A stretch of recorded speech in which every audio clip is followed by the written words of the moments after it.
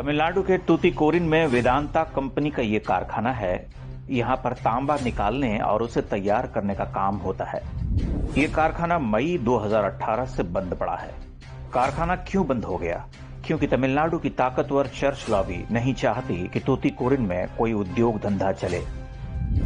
नौकरी काम धंधे में लगने के बाद लोग जीसस की शरण में नहीं जाते। गरीबों को चावल की एक बोरी देकर उन्हें ईसाई बनाना आसान होता है। इसलिए चर्च ने इस कारखाने पर प्रदूषण का आरोप लगाया, कुछ एनवायरनमेंट एक्टिविस्ट पैदा किए और उनके माध्यम से कारखाने के खिलाफ न्यायालय में अपील डाल दी। वेदांता के स्टरलाइट कॉपर प्लांट ने सारे पर्यावरण मानकों का पालन किया था, इसलिए जुडिशियरी ने इसे बंद करने का आदेश नहीं दिया। लेकिन चर्च ने हार नहीं मानी। एक भीड़ इकट्ठी की गई फैक्ट्री पर हमले के लिए। फैक्ट्री में तोड़फोड़ शुरू की गई। दंगाइयों को नियंत्रित करने के लिए पुलिस ने गोली चलाई तो 1 दर्जन मारे गए। यह फैक्ट्री उस दिन से बंद है। वेदांता कंपनी ने कोर्ट में अपील की, कहा कि सरकार से कहा जाए कि वह तालाबंदी का आदेश वापस ले। लेकिन तमिलनाडु की सरकार हर बार कोर्ट से कह देती है कि यदि फैक्ट्री खोली गई तो कानून व्यवस्था की स्थिति बिगड़ जाएगी। देश में यह सब तब हो रहा है जब केंद्र में कथित हिंदूवादी सरकार है, जिसके प्रधानमंत्री कथित रूप से सिर्फ उद्योगपतियों की भलाई के लिए काम करते हैं।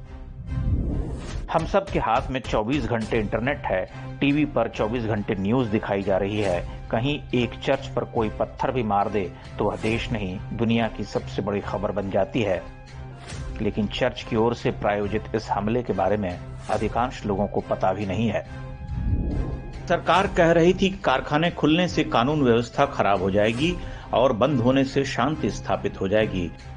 तब आपको पता तक नहीं चलने दिया गया, क्योंकि इस देश की जड़ों में दीमक की तरह घुस चुकी ईसाई मिशनरियां नहीं चाहती कि ऐसा हो। ऐसी स्थितियों में आप कैसे उम्मीद कर सकते हैं कि अस्पताल, बेड और ऑक्सीजन आपको मिलेंगे, क्योंकि उद्योग धंधे ही इसे संभव बनाते हैं। जब देश में ऑक्सीजन के लिए हाहाकार मचा, तब पता चला कि देश का सबसे बड़ा ऑक्सीजन प्लांट इसी कारखाने में बंद पड़ा है।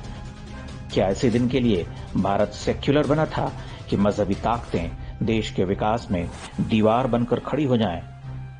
क्या एक देशभक्त भारतीय के तौर पर आपको यह स्थिति स्वीकार है?